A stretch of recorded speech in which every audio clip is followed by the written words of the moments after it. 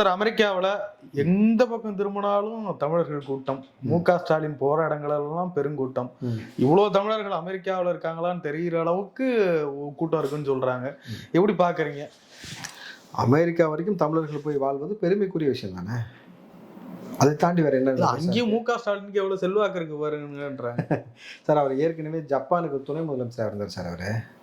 அவர் தான் சொன்னார். நான் சொல்ல உங்களுக்கு தெரியும்ல, அவர் பேசியிருக்காருல்ல. ஜப்பானுக்கு துணை முதலமைச்சராக இருக்காரு, இப்போ அமெரிக்காவுக்கு இருக்க போயிருக்காரா என்னவோ. இதை தாண்டி அவர் செய்யக்கூடிய விஷயத்தில் பெருமை கொள்வதற்கு என்ன இருக்குது சொல்லுங்கள் பார்ப்போம்.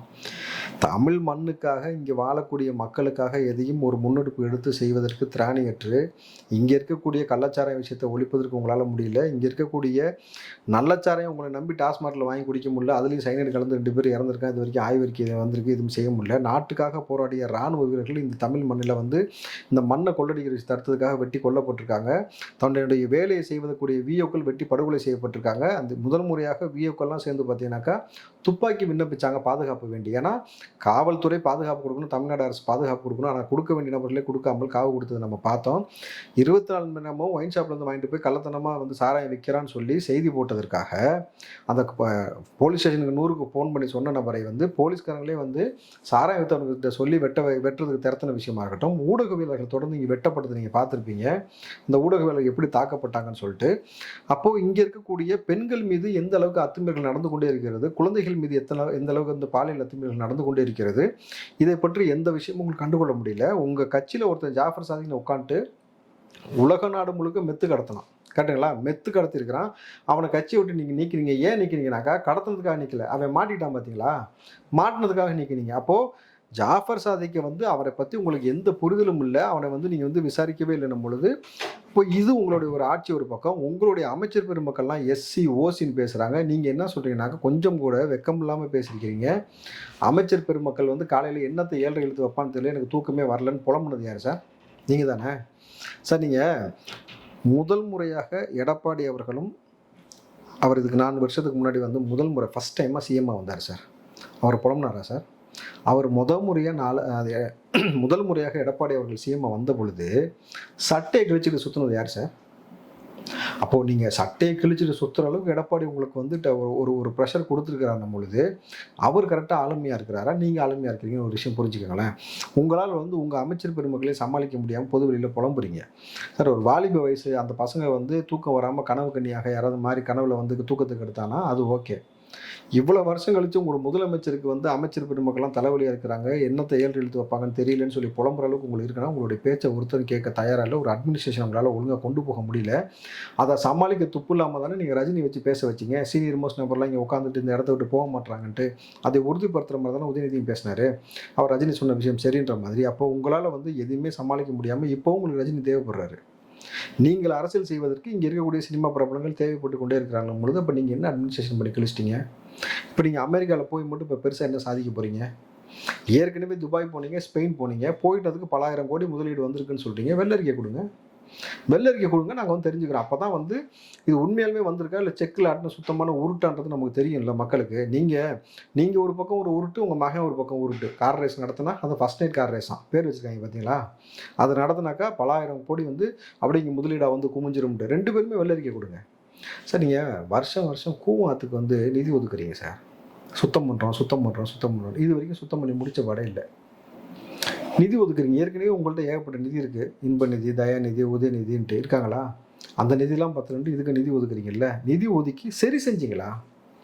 மார்ஷல் அவர்லாம் நல்ல ஒரு விஷயம் புரிஞ்சுங்க. என் வீட்டிலேருந்து வெளியில் ஓடக்கூடிய அந்த இப்போ டாய்லெட்லேருந்து போகக்கூடிய தண்ணியை நம்ம ரோட்டில் அந்த பைப் கனெக்ஷன் கொடுத்து அங்கே நம்ம சேர்க்குற வேலைக்கு தான் நம்மளுடைய வேலை. எல்லாம் இங்கே சென்னையில் உள்ளவங்க எல்லாம் வீட்டிலேருந்து ஸ்ட்ரெயிட்டாக கூவத்துக்கு பைப் லைன் போட்டிருக்கானா? போடல. ஜெயலலிதா அவர்கள் இந்த மழைநீர் வடிகால் அமைக்கணும். அந்த மழைநீர் வருது இல்லையா, ரெயின் வாட்டர் ஹார்வெஸ்டிங் நீங்கள் கரெக்டாக வீட்டுக்கு கரெக்டாக நீங்கள் இம்ப்ளிமெண்ட் பண்ணால் மட்டும்தான் உங்களுக்கு இபி கொடுப்போம், கரண்ட் கொடுப்போம், வாட்டர் ஃபெசிலிட்டி கொடுப்போம்னு சொன்னாங்க. அதுக்கப்புறம் பார்த்தீங்கன்னா எல்லா வீட்டிலும் அதை இம்ப்ளிமெண்ட் பண்ணாங்க. அப்படி செய்ய வைக்கணும் அட்மினிஸ்ட்ரேஷனாக அதானே சார்? அவங்க செய்ய வச்சாங்கல்ல, உங்களால் ஏன் செய்ய வைக்க முடியல? அதை செய்ய வைக்க முடியாமல் என்ன சார் வருஷம் நிதி ஒதுக்குறீங்கன்னு சொல்லி நேரிட்ட கேட்டாக்கா 40 வருஷ பிரச்சனை சார். இது உடனே எப்படி சார் சரி செய்ய முடியும்? கோவத்தன்றீங்க. 40 வருஷம் யார் ஆட்சி செஞ்சா? நீங்கள் தானே சார் மாறி மாறி ஆட்சியில் உட்காந்துருக்கிறீங்க. அப்போ நீங்கள் சரி செய்ய விரும்பலை, அதை வச்சு உங்களுக்கு வருமானம் தேடணும். மத்திய அரசு போய் கலைஞர் எவ்வளோ பெரிய ஆள் தெரியுமா, தமிழுக்காக எவ்வளோ தொண்டாட்டினா தெரியுமா, அவருக்காக அவர் பேரில் நாணயம் வெளியிடுங்கன்னு சொல்லி கேட்டுவிட்டு அதையும் 10,000 ரூபாய் விலை வச்சு விற்கிறீங்க சார். நீங்கள் 10,000 ரூபாய் விலை வச்சு விற்கிறதுக்காக உங்களுக்கு வந்து நாணயம் தேவைப்படுது. அப்போ எல்லா வகையிலும் நீங்கள் எப்படி கொண்டு போகிறீங்க? இதுலேயும் காசு, அதுலேயும் காசு, அதுலேயும் காசு, இதுலேயும் காசு, எல்லாத்துலேயுமே உங்களுக்கு காசு தான் தேவைனாக்கா இது என்ன அட்மினிஸ்ட்ரேஷன்? இப்போ நீங்கள் அமெரிக்காவுக்கு போய்ட்டு என்ன பெருசாக சாதிச்சிட முடியும்னு நினைக்கிறீங்க? அழகாக நீங்கள் சைக்கிள் எடுத்து சுற்றிக்கிட்டு இருந்தீங்க, கோட்டு போட்டு நாளைக்கு ஒரு ஃபோட்டோ ஷூட் வரும், அப்புறம் வந்து வெளில இங்கே வந்த உடனே பழையபடி ஒரு ஊட்டுவீங்க. இத்தனை ஆயிரம் கோடி முதலீடு வந்திருக்கு, கையொப்பம் இடப்பட்டிருக்கு. பல ஆயிரம் கோடி முதலீடு உள்ளே வந்திருக்குன்னா மக்கள் மீது இருக்கக்கூடிய வரிச்சுமை குறையணுமா கூடணுமா? குறையணும். ஆனால் நீங்கள் பல ஆயிரம் கோடி இன்வெஸ்ட்மெண்ட் வந்துருச்சுன்னு சொல்கிறீங்க, எல்லாத்தின் மீது வரி.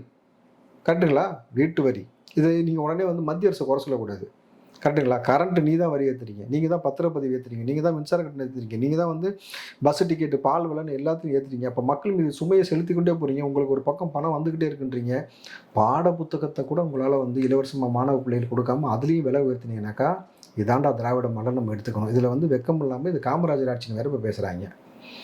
காமராஜரால் திறக்கப்பட்ட பள்ளி இன்ன வரைக்கும் முதல்ல திறக்கப்பட்ட பள்ளி சிறவஞ்சு கிடக்கு. இன்றைக்கி ஆசிரியர்கள் போராடிட்டு இருக்காங்க. பார்த்தீங்களா? இப்போ ஆசிரியர்கள் போராடுறாங்க. ஏற்கனவே உங்கள் ஆட்சியில் வந்து மாற்றுத்திறனாளிகள் வந்து எல்லா நபரும் போராடியாச்சு. ஆசிரியர்கள் போன முறை போராடிய பொழுது நல்ல ஒரு விஷயம் புரிஞ்சுக்கோங்க மார்ஷல். கிட்டத்தட்ட அந்த ஆசிரியர்கள் 2 நாள் 3 நாள் போராடிய பொழுது மயக்க நிலை அடைஞ்சிட்டாங்க. 3 நாளாக சாப்பிடாமல் இருக்கும்போது மயக்க நிலை அடைஞ்சிருக்காங்க. ஒரு குளுக்கோஸ் ஏற்றுறதுக்கு ஒரு ஸ்டாண்டு கூட கொடுக்கலங்க அவங்க.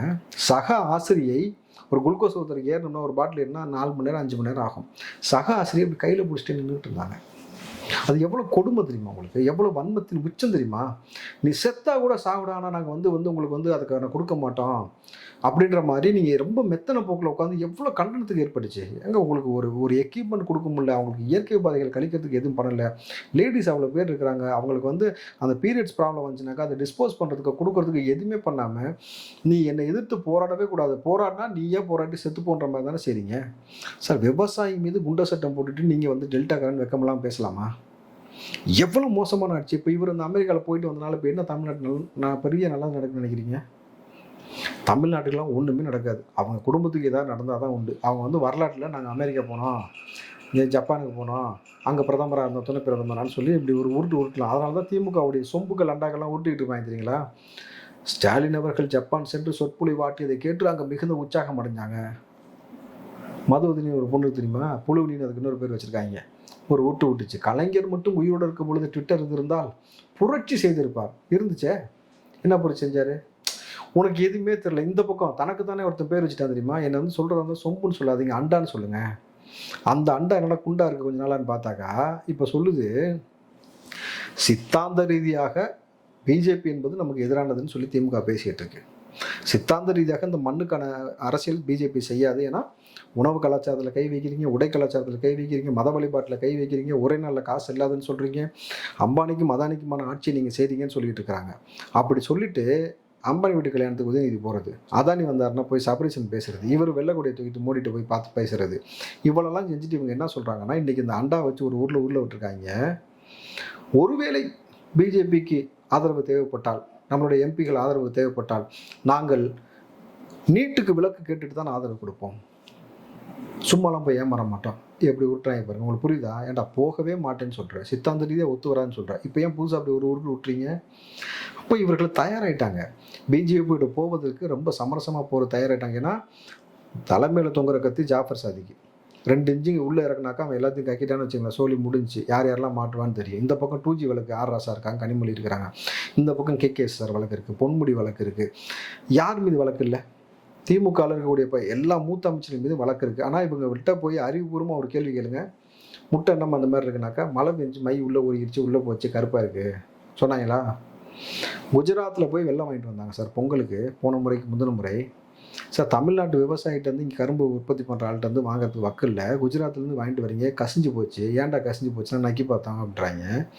அது ஒன்றா. இந்த வேட்டி இலவச வேட்டி சட்டை கொடுத்ததுன்னு பார்த்தீங்கன்னா அதுவும் குஜராத்லேருந்து தான் வாங்கிட்டு வந்தாங்க. இங்கே இருக்கக்கூடிய வாழ்வாதாரத்தை உறுதிப்படுத்தணும், அந்த நெசவாளர்களை பாதுகாக்கணும்னு சொல்லி தான் ஜெயலலிதா அவர்கள் அதை கொண்டு வந்தது. அந்த அறிவே இல்லாமல் கொண்டு போய் அங்கேருந்து வாங்கிட்டு வந்தாங்க. இந்த முறை வந்து வெள்ளம் உரிச்சு சொன்னதுனால இந்த முறை பொங்கலுக்கு சக்கரை பொங்கலுக்கு சக்கரை கொடுத்தாங்க. சக்கரை போட்டாக்குவோம்.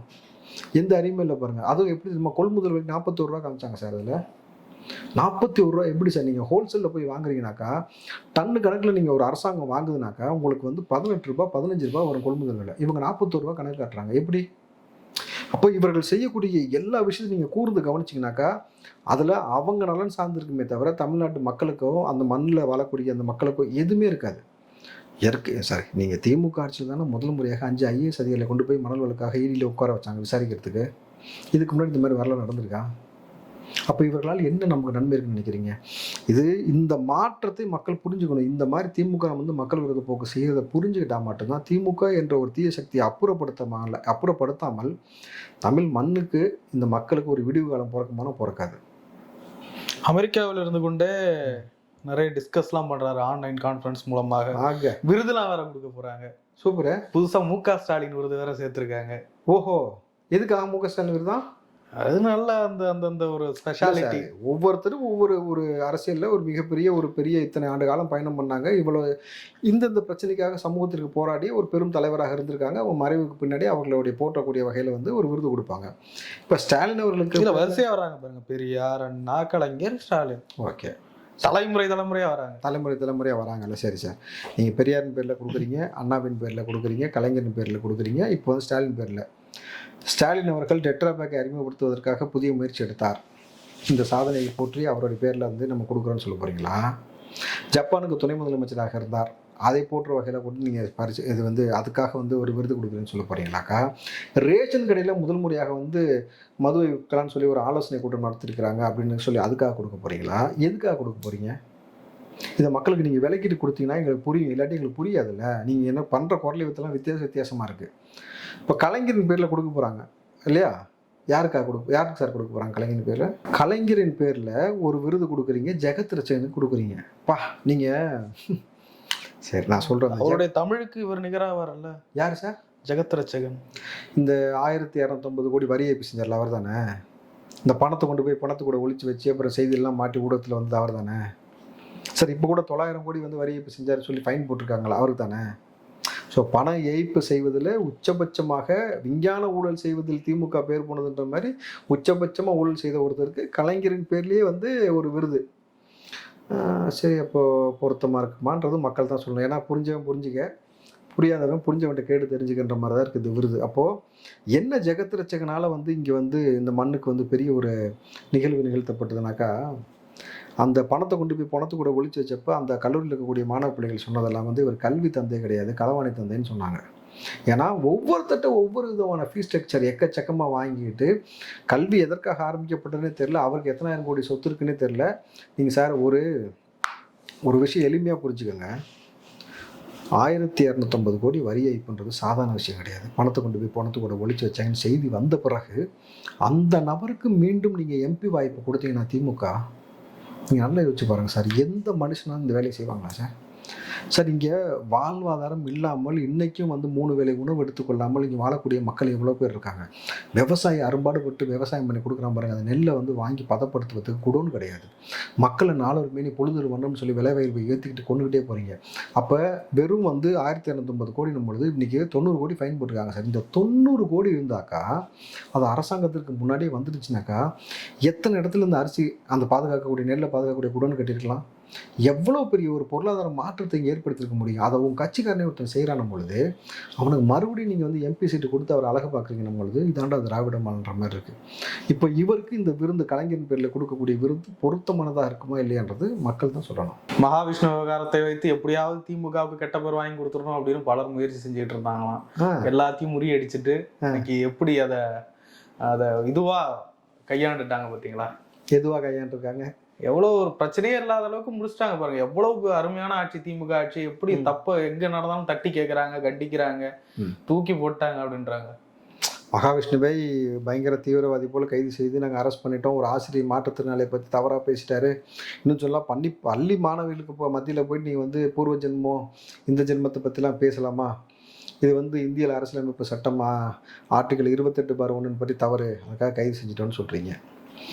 இன்னும் சொல்ல போனாக்கா மாரி படத்தில் தனுஷ் பேசுகிற டைலாக் மாதிரி நம்மளால் அன்பில் மேஷ் உட்காந்துட்டு பேசுகிறாரு, யார் ஏரியாவில் வந்து யார் ராசின்னு போகிறது செஞ்சிருவேன், நான் எடுக்கக்கூடிய நடவடிக்கை 3 நாளில் வந்து பார்த்தீங்கன்னாக்கா தமிழ்நாட்டில் இது போன்ற ஒரு விஷயம் நடக்கவே நடக்காதுன்ட்டு. சரி, நாங்குநேரியில் மாணவர்கள் வந்து வெட்டப்பட்ட பொழுது அன்பில் மேஷ் எங்கே போயிருந்தார்? அது உங்கள் ஏரியா கிடையாதா? புதுக்கோட்டையில் மாணவ பிள்ளைகளுக்கு வந்து ஒன்றுக்கு பிடிச்சி குடிக்க வச்சாங்களே, அது உங்கள் ஏரியா கிடையாதா? இது எல்லாத்துக்கும் நடவடிக்கை எடுத்தாங்கல்ல. என்ன நடவடிக்கை சார்? சொல்லுங்கள். நீங்கள் செய்த நடவடிக்கைக்கு பிறகு இதற்கு மேல் இப்படி ஒரு சம்பவம் நடக்காதுன்னு சொல்கிறீங்க. எல்லா மாணவ பிள்ளைகளுக்கு மத்தியில் பார்த்தீங்கன்னா பெரும்பாலும் எல்லாருக்கும் மத்தியிலையும் கஞ்சா புழங்குது, அபின் புழங்குது. மாணவ பிள்ளைகள் இன்னும் சொல்ல போனால் பள்ளி யூனிஃபார்ம்லேயே, ஸ்கூல் யூனிஃபார்ம்லேயே பீர் குடிக்கிறது, சாராயம் குடிக்கிற காணொலி எத்தனை வந்திருக்கு? நீங்கள் என்ன நடவடிக்கை எடுத்து கிழிச்சிட்டிங்க திரும்ப அந்த மாதிரி சம்பவம் நடக்காமல் இருக்கிறதுக்கு? அப்போ மகாவிஷ்ணுவை வைத்து நீங்கள் திட்டமிட்டு ஒரு விஷயம் அரங்கேற்றீங்கன்னு இப்போ மாரிதாஸ் வந்து ஒரு குற்றம் சொல்லியிருக்கிறாரு. உங்களுடைய டிரைவர்னு சொல்லப்படக்கூடிய நபர் வந்து ஒரு பெண்ணுக்கு கூட்டுப்பாளையம் வன்முறை நடத்திருக்கிறான் பொழுது தமிழ்நாட்டில் இன்னமும் வந்து பெண்கள் மீது கை வைப்பதற்கு கடுமையான சட்டம் கொண்டு வரல.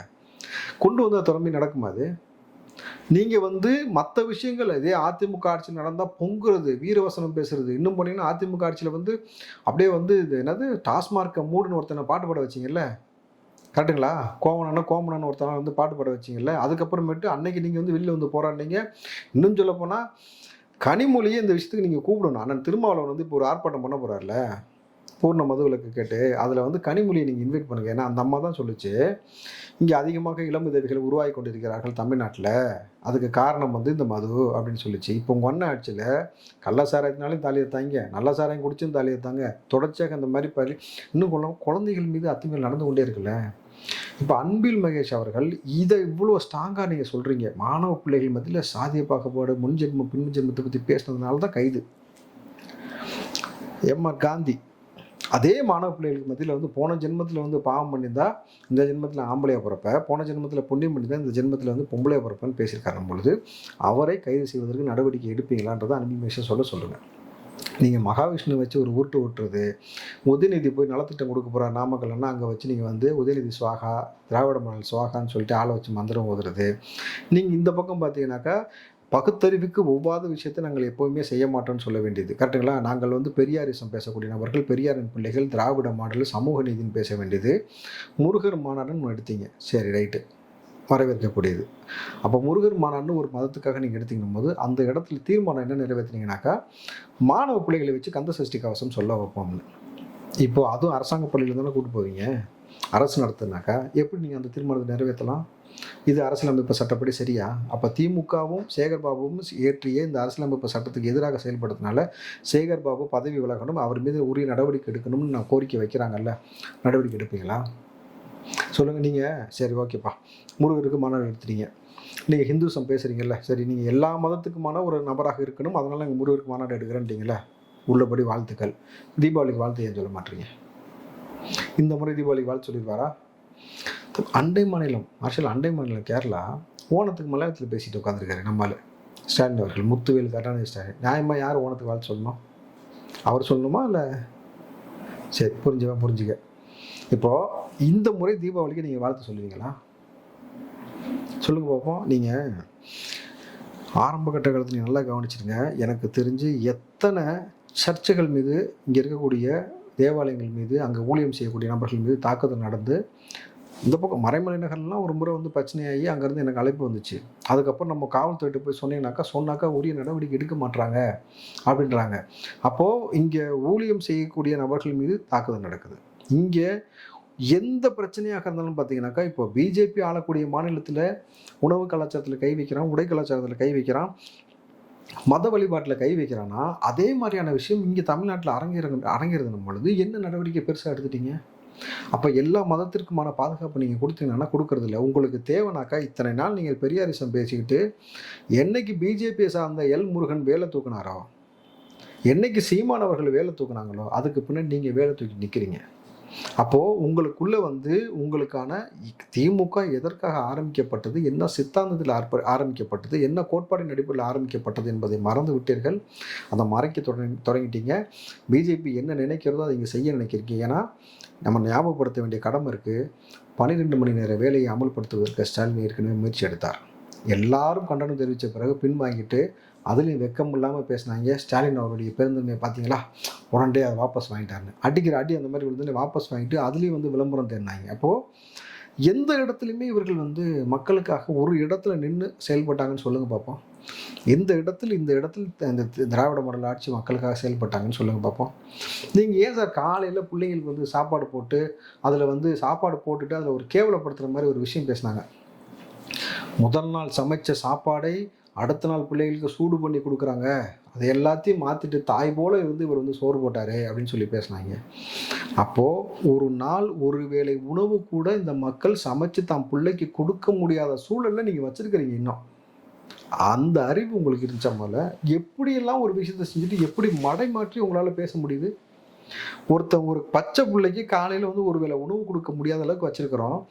வேலை வாய்ப்பு அந்தளவுக்கு இல்லை, பொருளாதாரம் அந்தளவுக்கு இல்லை, தற்சார்பு முறை அந்தளவுக்கு இல்லை, நீர் ஆதாரம் எல்லாத்தையும் அழிச்சுவிட்டோம். இங்கே இருக்கக்கூடிய நீர்வளத்துறை அமைச்சர் என்ன கழட்டிக்கிட்டு இருக்காருன்னு தெரியல. இது வரைக்கும் பார்த்தீங்கன்னா எத்தனை ஏரிகள் குளங்கள் காணாம போணுச்சுன்னு தாண்டி இந்த நீரை பாதுகாக்கக்கூடிய வேலையை நம்ம எதுவுமே செய்யாமல் போயிட்டோம். தொழில் வளங்களே இல்லாமல் போயிடுச்சு. மின்சார பற்றாக்குறை எப்போ பார்த்தாலும் நம்ம ஆட்சி வந்தா இருக்கிறனால தான் நீங்கள் கோயம்புத்தூர் பக்கம் ஈரோடு பக்கம் இருக்கக்கூடிய எத்தனை சின்ன சின்ன இது இல்லாமல் இண்டஸ்ட்ரி எல்லாமே மூடிட்டு போனாங்கன்னு பார்த்தீங்கல்ல. அப்போது உங்கள் ஆட்சி வந்தால் சாராய தட்டுப்பாடு எப்பயுமே இருக்க மாட்டேங்குது, ஆனால் மின்சார தட்டுப்பாடு ஏற்படுது. எப்படி? அப்போ உங்களுக்கு திட்டமிட்டு நீங்கள் எந்த அளவுக்கு எவ்வளோ விஷயத்தை இங்கே பறைசாட்டிட்டு நீங்கள் வெக்கம் இல்லாமல் திராவிட மாடலு நாங்கள் வந்து அப்படியே அமெரிக்கா போய் கிழிச்சிட்டோம், துபாய் போய் கொண்டு வந்துட்டோம், ஸ்பெயின் போய் கொண்டு வந்துட்டோம். கொண்டு வந்தீங்கன்னாக்கா அந்த பணத்தின் மூலம் இங்கே இருக்கக்கூடிய மக்களுக்கு நல்லது நடந்திருக்கணும், வரிச்சுமை குறைஞ்சிருக்கணும், வாழ்வாதாரம் உயர்ந்திருக்கணும், சமூகத்தில் எந்த பிரச்சனையும் இல்லாமல் சார் அடிப்படையாக குடிநீர், மின்சாரம், கல்வி இது மூணையும் வந்து உறுதிப்படுத்தக்கூடிய வேலை செஞ்சுருக்கீங்களா? அது வரைக்கும் நீட்டை வச்சு ஒரு நாடகம் போட்டாங்கல்ல, ஒரே ஒரு தீர்மானம் ஏன் சார் சட்டம் போட்டலவே இல்லை. நீட்டுக்கு இதுதான் ஃபீஸ் ஸ்ட்ரக்சர், இதை மீறி வந்து எந்த ஸ்கூல்ஸும் எந்த ப்ரைவேட் செக்டார்ஸும் வாங்கக்கூடாது, வாங்கினா உடனடியாக கைது செய்வோம் அப்படின்னு சொல்லி ஒரு தீர்மானம் போட்டிங்கன்னா மாணவ பிள்ளையை தற்கொலை பண்ணுவாங்களா? அப்படி ஒரு அரசாங்கனை வெளியிடுவதற்கு உங்களுக்கு துப்பு கிடையாது. அதை வச்சு நீங்கள் வந்து அரசியல் பண்ணீங்க, கையெழுத்து வாங்கிட்டு ஊர் ஊராக சுற்றுனீங்க, மாநாட்டில் கொண்டு போய் அதை அரங்கேற்றம் பண்ணி அத்தனை கட்சி நபர்கள்ட்டும் வாங்க கையெழுத்து குப்பையில் போட்டு போனீங்க. அப்போது இப்படியெல்லாம் செஞ்சுக்கிட்டு இருக்கிற நீங்கள் உங்கள் மீது எந்த விஷயத்தில் மக்களுக்கு நம்பிக்கை வரும்னு நினைக்கிறீங்க? நீங்கள் செஞ்சுக்கிட்டு இருக்க விஷயத்தை எல்லாத்தையும் நாங்கள் கூர்ந்து கவனிச்சுட்டே இருக்கிறோம். நீங்கள் என்ன நினச்சிக்கிட்டு இருக்கீங்கன்னாங்க மக்களுக்கு மறக்கக்கூடிய வியாதி இருக்குது, மக்களுக்கு நெருக்கடி கொடுக்குறோம், அவன் பிரச்சனையை பார்ப்பான்ட்டு. ஆனால் இங்கே இருக்கக்கூடிய அரசியல் கட்சிகளுக்கு அதுதான் வேலையை. இது எல்லாத்துக்கும் மக்கள் மத்தியில் எடுத்து வைப்போம். இந்த திராவிட மாடல் செய்யக்கூடிய இந்த ஆட்சி இருக்குல்ல, இது உங்களை கொல்லக்கூடிய ஆட்சி என்பதை மக்களுக்கு திரும்ப திரும்ப எந்த வரலாறை எடுத்து எந்த மாதிரிலாம் கொண்டிருக்காங்கன்றது மக்கள்கிட்ட பறைசாற்றி சென்று சேர்க்க வேண்டிய கடமையும் பொறுப்பும் நம்ம இருக்குது. சேர்ப்போம். சார் நிறைய விஷயங்களை போய் ரொம்ப நன்றி. நன்றி பாஷா.